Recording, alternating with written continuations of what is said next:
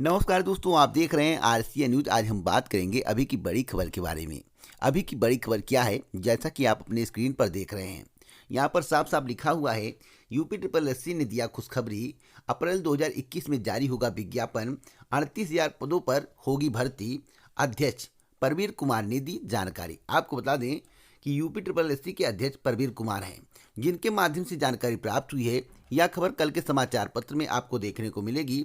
आज ही वीडियो देख लेंगे तो कल के समाचार पत्र की आपको आवश्यकता नहीं पड़ेगी, आज ही सारी जानकारी मिल जाएगी। इसलिए वीडियो को अंत तक देखिएगा, स्किप मत करिएगा। वीडियो पसंद आए तो लाइक शेयर जरूर करिएगा। अगर आप चाहते हैं कि आपको इसी प्रकार की जानकारी समय समय पर मिलती रहे तो चैनल को सब्सक्राइब कर लें, बेल आइकन दबा दें, ऑल पर सेलेक्ट कर दें, जिससे हमारे वीडियो का नोटिफिकेशन आपका सबसे पहले पहुंच जाए, वीडियो को आप सबसे पहले देख पाएं।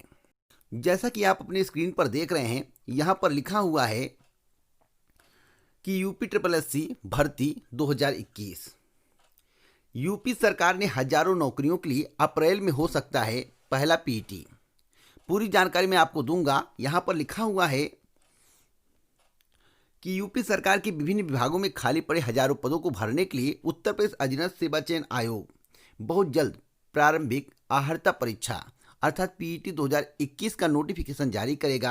सबसे पहले प्रारंभिक अर्हता परीक्षा होगी और इसके बाद भर्तियों के संबंध में विज्ञापन निकालकर आयोग आवेदन लेगा। यूपी ट्रिपल एससी पीईटी का आयोजन अप्रैल 2021 में कराने की तैयारी की जा रही है। आयोग भर्ती परीक्षा पद के स्वरूप और उनके लिए निर्धारित शैक्षणिक योग्यता के मुताबिक लेगा। इसके लिए आयोग में आए हुए भर्ती प्रस्तावों को पद और योग्यता के आधार पर अलग करने का काम शुरू कर दिया गया है। इंटरमीडिएट, स्नातक, प्रोफेशनल कोर्स या फिर तकनीकी योग्यता वाले पदों के लिए ग्रुपवार आवेदन पर विचार विमर्श किया जा रहा है। तो मेरे द्वारा आपको बताया गया था कि हाई स्कूल लेवल की जो भर्ती होगी अलग होगी, इंटर लेवल की भर्ती जो होगी अलग होगी और ग्रेजुएशन लेवल की भर्ती अलग होगी। और उसमें जो प्रोफेशनल कोर्स होंगे या तकनीकी योग्यता वाले होंगे जैसे बीटेक, इन सब की भर्ती अलग होगी। तो पूरी जानकारी मैं आपको एक एक करके दे रहा हूं। यहां पर बताया गया है, जैसा कि अभी इसके संबंध में एक वीडियो मेरे द्वारा बनाया गया था, उसमें कुछ जानकारियां आपको दी गई थी। यहां पर बताया गया है कि पीईटी का सिलेबस यूपी ट्रिपल एससी द्वारा ऑनलाइन जारी किया जाएगा। बताया जा रहा है कि पीईटी के नतीजे परसेंटाइल स्कोर के आधार पर घोषित किए जाएंगे। परसेंटाइल स्कोर के आधार पर भी मुख्य परीक्षा के आवेदन कर्ताओं को शॉर्टलिस्ट किया जाएगा। तो यहाँ पर बताया गया है कि परसेंटाइल स्कोर जो होगा उसी के आधार पर मुख्य परीक्षा के आवेदन कर्ताओं की शॉर्टलिस्टिंग की जाएगी।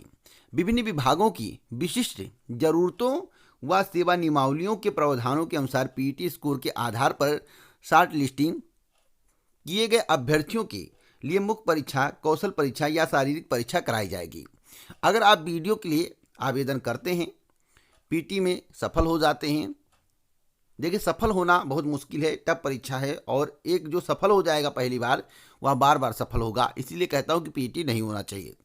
अगर आप मान लीजिए कि पीटी सफल हो जाते हैं, परसेंटाइल आपके अच्छे बनते हैं, मेरा कहने का मतलब है कि 100 नंबर का पेपर है, अगर आप 90 नंबर पा जाते हैं तो परसेंटाइल 90 नंबर से जोड़ा जाएगा, 90 को 100 मान लिया जाएगा, 100%, तो वहीं से स्कोर घटाया जाएगा और जो मार्कशीट होगा उसमें परसेंटाइल का जिक्र होगा। तो वीडियो के बाद जो है सीधे आप फिजिकल में पहुंच जाएंगे। आपको प्रारंभिक परीक्षा जो पहले देते थे वह नहीं देना पड़ेगा। एक ही परीक्षा होगी साल में एक बार, जो कि पीईटी होगी। अगर आप सफल होते हैं तो कोई भी परीक्षा होगी, सेकंड स्टेज में आप सीधे पहुंच जाएंगे।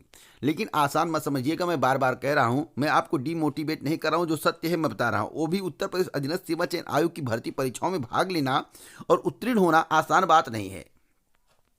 यहां पर लिखा हुआ है कि पीईटी का स्कोर 1 साल के लिए मान्य होगा। इस परीक्षा का आयोजन साल में एक बार होगा, जो अभी मेरे द्वारा आपको बताया गया है। इसमें बताया गया है कि परवीर कुमार अध्यक्ष अधीनस्थ सेवा चयन आयोग का कहना है कि आयोग को भर्ती संबंधित अधिकतर विभागों के प्रस्ताव मिल गए हैं। शैक्षिक योग्यता के आधार पर इसे ग्रुप में बांटा जा रहा है, जिससे भर्ती में आसानी हो। प्रारंभिक अर्हता परीक्षा कराने के बाद भर्ती प्रक्रिया शुरू होगी। अब भर्ती प्रक्रिया कब शुरू होगी इसके संबंध में मैं आपको जानकारी दे रहा हूँ। यहाँ पर पदों का ब्यौरा दिया गया है।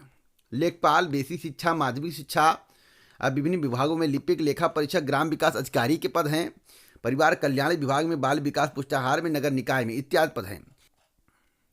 जैसा कि देख रहे हैं कि पदों की संख्या घट गई, 38,000 हो गई है। पहले चर्चा थी कि 50,000 पदों पर भर्ती होगी। जैसा कि मेरे द्वारा अभी एक वीडियो बनाया गया था जिसमें बताया गया था कि 10,000 लेखपाल के पद खाली हैं, लेकिन घटाकर 7800 कर दिया गया। यहाँ पर 50,000 से घटाकर 38,000 कर दिया गया। देखिए, ग्रुप सी के पद 38,000 हैं। इनका कहना है कि ग्रुप सी के पद 38,000 है। मान लेते हैं कि 7-8 हज़ार अन्य पद होंगे, प्रोफेशनल कोर्स वाले होंगे, तो कुल मिलाकर 45,000 पदों पर भर्ती होनी चाहिए। लेकिन आप देखिएगा अंततः यह 30-35 हज़ार पर ही रह जाएगा। और यहाँ पर बताया गया है कि आयोग यह मानकर चला है कि ग्रुप सी पदों की भर्ती परीक्षा में कम से कम 30 लाख अभ्यर्थी बैठेंगे। कम से कम की बात की गई है। केवल ग्रुप सी और प्रोफेशनल कोर्स की बात ही अलग है। जो समूह ग के पद होंगे उसमें 30 लाख से कम आवेदन नहीं आएंगे। मैं तो मानता हूं कि 35 से 40 लाख आवेदन आएंगे, इससे कम नहीं आएंगे। और यहां पर एक और महत्वपूर्ण बात लिखी गई है, इसलिए ऐसी व्यवस्था की जाए जिससे पीईटी 2021 का स्कोर जल्द तय हो जाए।